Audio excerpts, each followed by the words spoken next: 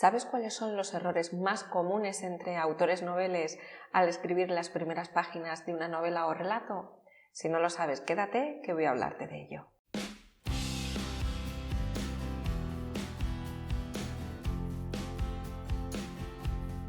Hola, soy Ruth María Rodríguez, creadora de la escuela para escritores verbalina.com, desde donde puedo ayudarte a escribir obras literarias de calidad a través de mi programa de narrativa y novela, mis cursos online y mis mentorías para escritores. Desde 2009, año en que puse en marcha verbalina.com, he tenido ocasión de leer los primeros trabajos de escritores amateur. Estos autores están en un punto, o han estado en un punto, donde probablemente te encuentras tú, que es escribiendo sus primeras novelas o sus primeros relatos. Así que gracias a esta experiencia he podido observar algunos fallos que se repiten al construir las primeras páginas. A continuación voy a hablarte sobre 3 de ellos, los más habituales.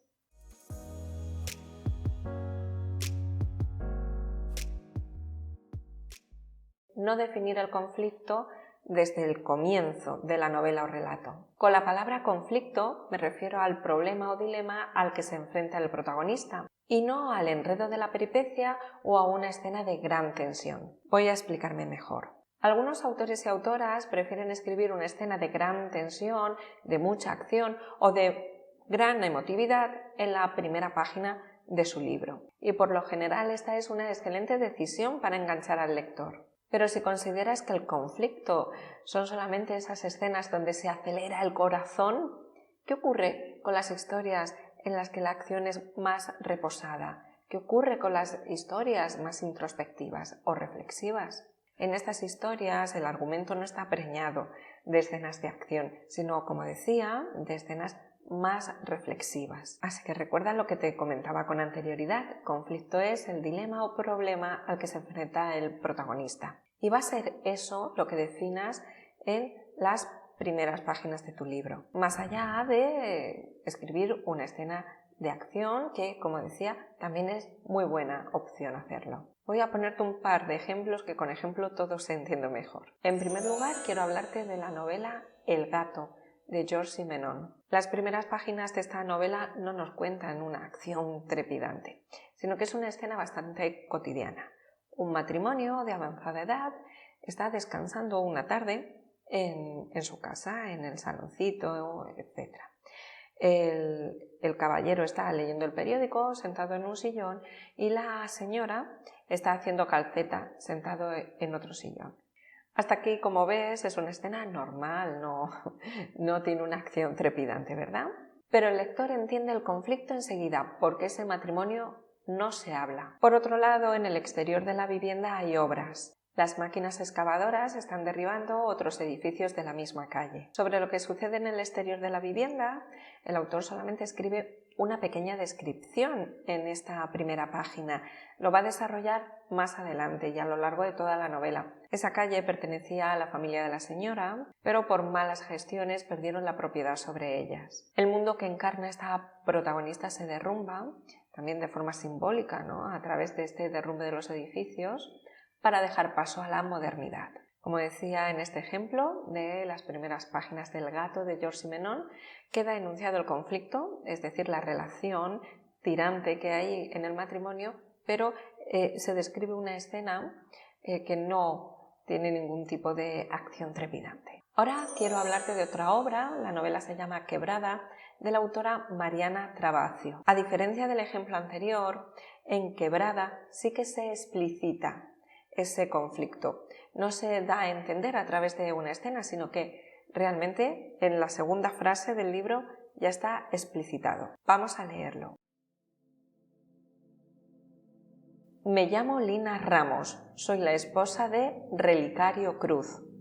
Hace tiempo le vengo diciendo que nos tenemos que ir, pero él no quiere. Se aferra mucho a esta tierra, dice que acá nacimos y que acá tenemos que morir. Pero es que ya no queda nadie, le digo. Y me dice que no podemos andar abandonando a nuestros muertos, no podemos irnos y dejarlos acá, Lina, sin nadie que los reconozca. Así me dice.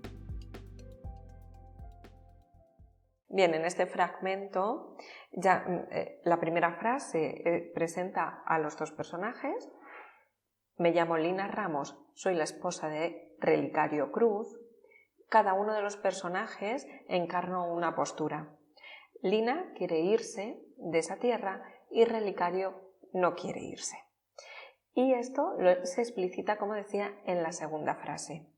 Hace tiempo le vengo diciendo que nos tenemos que ir, pero él no quiere.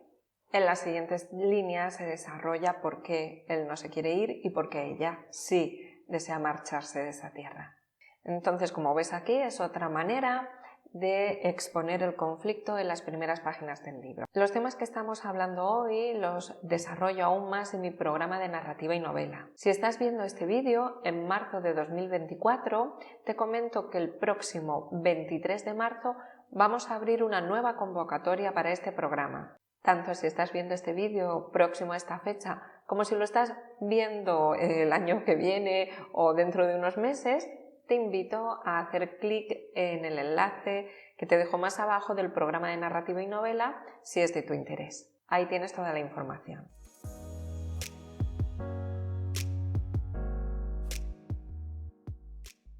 Algunos de los participantes en mis cursos me comentan que, como lectores, les fastidia mucho una cosita. Y es comenzar a leer una novela y ellos se imaginan cómo es el protagonista, los personajes principales, etc.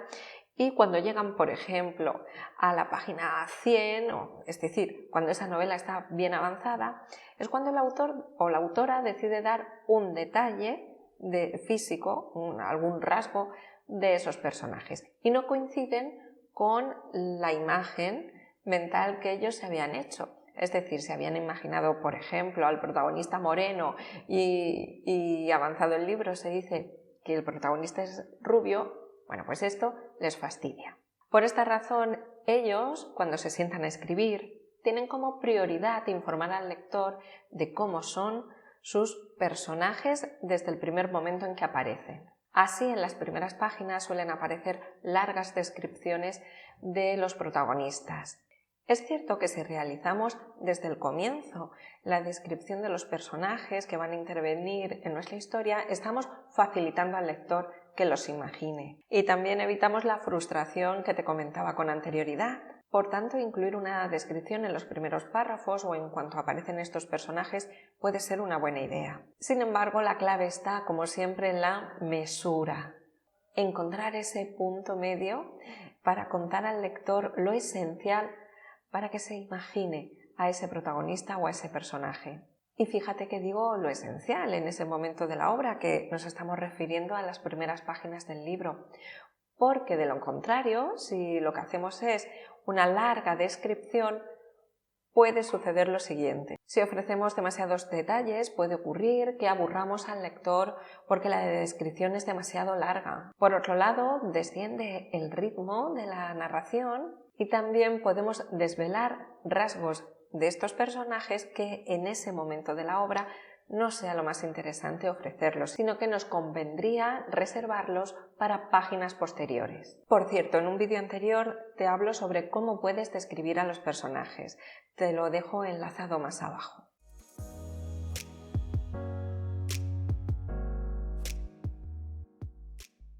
Iniciar la obra con un diálogo justo desde la primera frase de tu libro puede ser una idea fantástica. Un diálogo presenta de forma directa a los personajes. Puede transmitir de forma vívida la relación que existe entre ellos mientras están conversando. Y por tanto, si el conflicto reside precisamente en esa relación, el lector no va a tener problemas en captarlo. Por otro lado, al igual que cuando estamos en una cafetería y la mesa de al lado eleva la voz, nosotros prestamos atención para ver qué ocurre. Cuando leemos un diálogo sucede algo parecido y es que prestamos más atención aún porque nos pica la curiosidad sobre qué estarán diciendo. Entonces, si comenzar con un diálogo es una buena idea, ¿cuál es el error habitual con el que me he encontrado? Pues que el autor o la autora se centre solamente en las palabras que dicen los personajes y que olvide todo lo demás, que obvie sus gestos, el entorno donde están, cómo los personajes se mueven en él, etc. En otras palabras, que no se explicite el contexto del diálogo. En estos casos, el lector escucha en su cabeza esas voces, pero no sabe cómo imaginar a los personajes ni dónde están. Y esto, como ya puedes suponer, desconcierta bastante al lector. Por cierto, en otro vídeo te hablé sobre los 7 errores más comunes al escribir diálogos. Te animo a que lo veas si no lo has visto ya. Como siempre, te dejo el enlace más abajo. Esto es todo lo que quería contarte hoy. Espero haberte sido útil. Nos vemos entre líneas.